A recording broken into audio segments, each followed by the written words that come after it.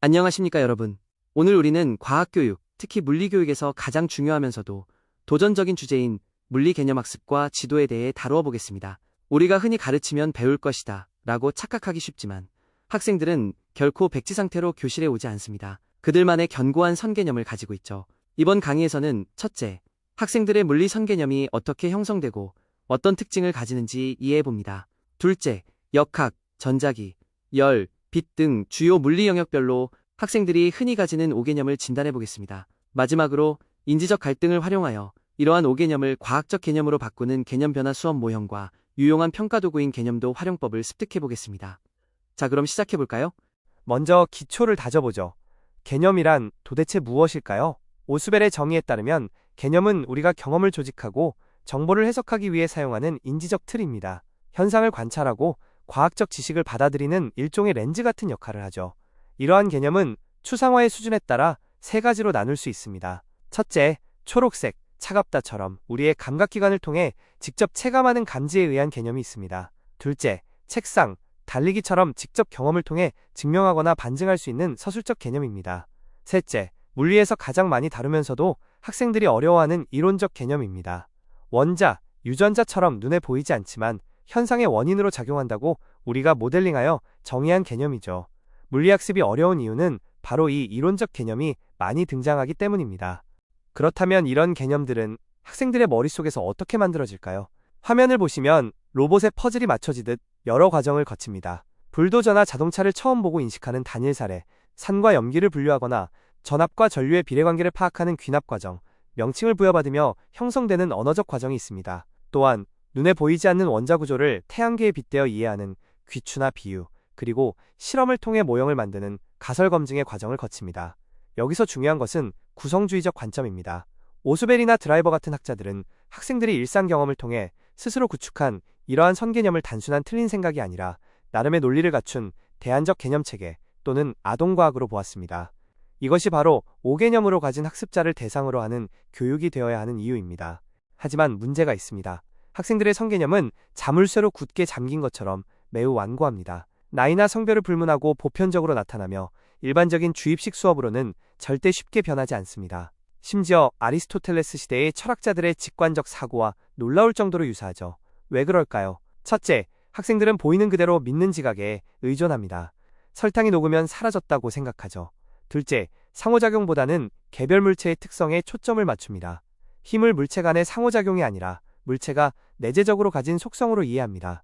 셋째, 상태보다는 변화에 초점을 둡니다. 정지해 있는 평형 상태를 힘의 합이 0인 상태가 아니라 힘이 아예 없는 상태로 착각하죠. 넷째, 개념들이 미분화되어 있습니다. 전기, 전압, 전하, 전류라는 엄연히 다른 개념들을 그냥 전기라는 하나의 단어로 뭉뚱그려 인과관계를 단순화해버립니다. 이러한 직관적 렌즈를 깨기가 그토록 어려운 것입니다. 자, 이제 구체적으로 학생들이 어떤 5개념을 가지고 있는지 영역별로 진단해 보겠습니다. 가장 5개념이 끈질긴 역학 영역입니다. 위쪽 왼쪽을 보실까요? 얼음판 위에서 물체가 등속 운동을 할 때 학생들은 운동 방향으로 항상 미는 힘이 작용한다고 믿습니다. 임페투스 이론적 사고죠. 진자 운동의 최하점에서는 구심력이나 접선 방향의 합력을 묻는 질문에 바깥으로 튕겨나가는 원심력이 작용한다고 착각합니다. 공기 저항을 무시할 경우 무거운 공과 가벼운 깃털을 동시에 떨어뜨리면 어떻게 될까요? 무거운 물체는 작용하는 힘 중력이 더 커서 빨리 떨어진다고 생각합니다. 힘과 가속도의 관계를 이해하지 못한 것이죠. 마지막으로 줄다리기입니다. 이기는 쪽이 힘이 세서 끌려간다고 생각하지만 사실 양쪽이 줄을 당기는 힘은 작용 반작용으로 항상 같습니다. 힘의 평형과 작용 반작용을 명확히 구분하지 못해 생기는 전형적인 오류입니다. 다음은 전자기 영역입니다. 이 부분은 눈에 보이지 않아 5개념이 더욱 심합니다. 가장 대표적인 것이 전류 소모 모형입니다.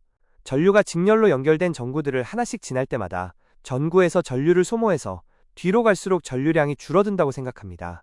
또한 전압과 전류의 혼동이 빈번합니다. 전류가 없으면 전압도 없다고 생각하거나 전압을 단순히 전류의 일부분으로 치부해버립니다.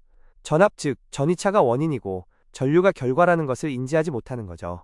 마지막으로 회로 저항의 오적용입니다. 병렬회로에서 저항을 하나 추가할 때 단자 전압이 일정하게 유지된다면 기존 전구의 밝기는 변함이 없어야 합니다. 하지만 학생들은 전체 저항이 변했다는 사실 하나만으로 복합적인 결과를 잘못 유추해버리곤 합니다. 열과 빛 영역에서도 흥미로운 5개념들이 많이 발견됩니다. 열과 에너지 부분에서 흔한 단순 덧셈, 평균 오류를 볼까요? 섭씨 0도 얼음과 영하 10도 얼음을 붙여놓으면 둘 다 합쳐져서 더 차가운 영하 10도가 평균 온도가 된다고 착각합니다. 크기 성질과 색이 성질을 구분하지 못한 것입니다. 또 철봉을 잡았을 때 손이 시려운 이유를 철봉의 냉기가 손으로 들어온다고 표현합니다.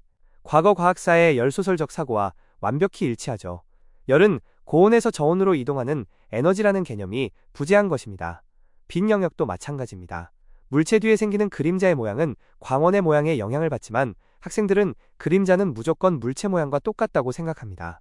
평면 거울에 맺히는 상의 위치도 거울 뒤쪽 대칭점이 아니라 거울 표면, 유리 표면에 딱 붙어 있다고 오인하는 경우가 매우 많습니다. 그렇다면 이렇게 견고한 5개념을 어떻게 올바른 과학적 개념으로 바꿀 수 있을까요? 그 해결의 열쇠는 포스너가 제안한 개념 변화 조건과 피아제의 인지적 갈등에 있습니다. 기존의 인지구조로 설명할 수 없는 현상을 보여주어 비평형 상태, 즉 멘붕 갈등을 경험하게 해야 합니다. 포스너는 개념이 변화하려면 4가지 조건이 순차적으로 충족되어야 한다고 했습니다.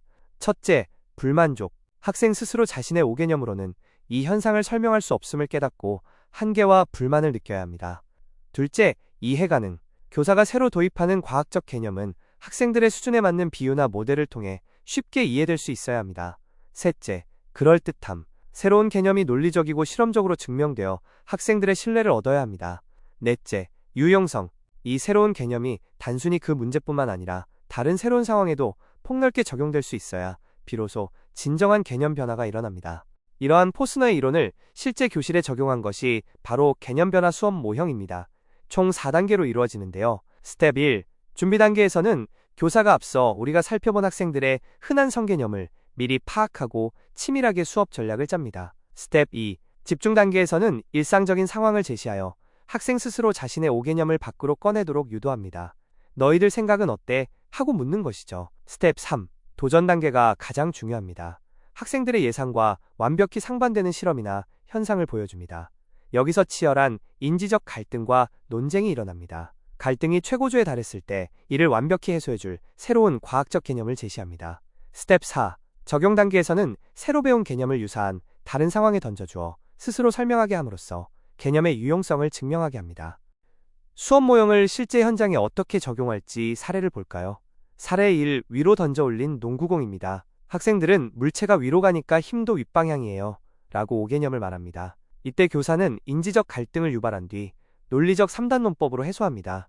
속력이 느려지는 물체는 운동 반대 방향으로 합력이 작용하지, 위로 던진 공은 점점 속력이 느려지지, 따라서 힘압력은 아래를 향한단다. 명쾌하죠? 사례 2. 빛단원입니다. 거울에 비친 상은 유리 표면에 붙어 있는 거잖아요 라는 5개념이 있습니다. 100번의 말보다 하나의 실험이 강력합니다. 투명한 유리판 앞에 촛불을 켜두고 유리판 뒤쪽 거울상이 맺히는 위치에 빈 초를 둡니다. 앞에서 보면 마치 뒤쪽 초에도 불이 켜진 것처럼 보이죠. 이때 뒤에 있는 초를 쓱 들어 올려보면 불꽃만 허공에 떠 있는 것을 볼 수 있습니다. 상이 거울 표면이 아니라 거울 뒤 공간에 맺힌다는 것을 시각적 갈등을 통해 강력하게 증명하는 것입니다. 마지막으로 학생들의 개념이 잘 변화되었는지 그 인지구조를 시각적으로 확인하고 평가할 수 있는 훌륭한 도구인 개념도 컨셉트 맵에 대해 알아보겠습니다. 개념도는 중요한 단어들을 단순히 선으로 연결하는 마인드맵이 아닙니다. 개념과 개념 사이를 구체적인 물리적 의미가 담긴 연결어로 이어주어 전체가 하나의 완전한 명제가 되도록 작성해야 합니다. 예를 들어 힘의 발생 1처럼 말이죠. 특히 주목할 점은 노란색 점선으로 표시된 교차 연결입니다. 서로 다른 가지에 멀리 떨어져 있는 개념들, 예컨대 중력과 가속도를 의미 있게 연결해내는 것은 학생의 창의성과 심층적 이해도가 폭발적으로 성장했음을 보여줍니다. 따라서 개념도를 평가할 때는 명제의 타당성, 위계적 구조, 적절한 예시도 중요하지만 이 의미 있는 교차 연결에 가장 높은 가중치를 두고 평가해야 합니다. 오늘 배운 선개념의 특징과 인지적 갈등 유발 전략, 그리고 개념도를 여러분의 향후 교육 현장과 연구에 적극 활용해 보시기 바랍니다.